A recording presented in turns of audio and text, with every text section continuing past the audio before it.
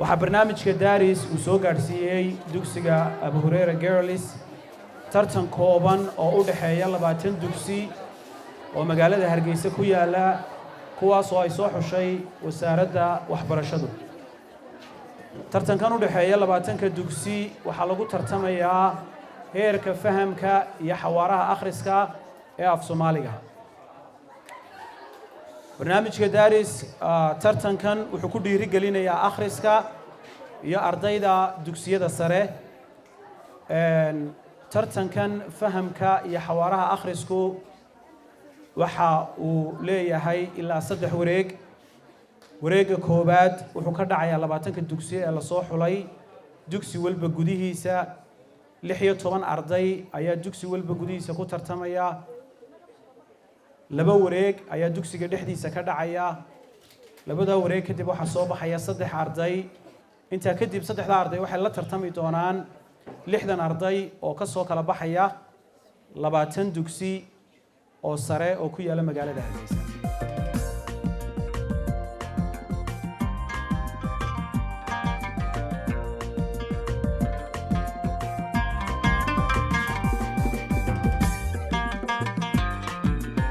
marka kaalinta koobaad baan u yeedhayaa Shaadiya Daawud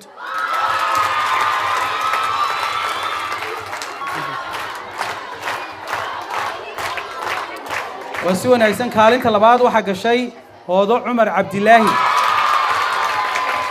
kaalinta saddexaad waxa gashay Khadan Xasan Cabdi waxa jiray 2 arday oo iyaguna hibadooda soo bandhigayay oo dugsiga Abu Hurayra Girls kamida marka waxaan u yeedhayaa qofka koobaad ha soo kaco maxaad u malaynaysaa inay sawirtay xinaha macaan bay ku ahayd ciidda imse qof oo idinka kamidaba ka xinaysanaya farshaxanka ay sawirtay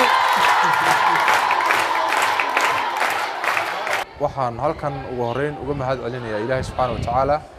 maanta inoo suurtageliyay inaanu qabanno aan isuul ahaan ka qayb galno tartanka Daris oo tartan aad iyo aad u ballaaran siyaabo kala duwan iyo meelo kala duwan ka dhacay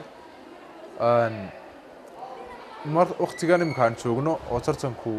loo qabanayo dugsiyada sare ee Hargeysa maanta waxaan halkan ka qayb galnay ka dugsi ahaan tartankaasi xawaaraha iyo fahamka akhriska ardayduna aad iyo aad bay u dadaaleen annagoo markastaba ku dadaalna ardayda suugaanta iyo afka iyo dhaqanka iyo akhriskaba si fiican u barna maanta waxay halkan isku tijaabiyeen waxa ay baranayeen waxyaabo kamid ah gaar ahaan heerka xawaaraha akhriska iyo fahamka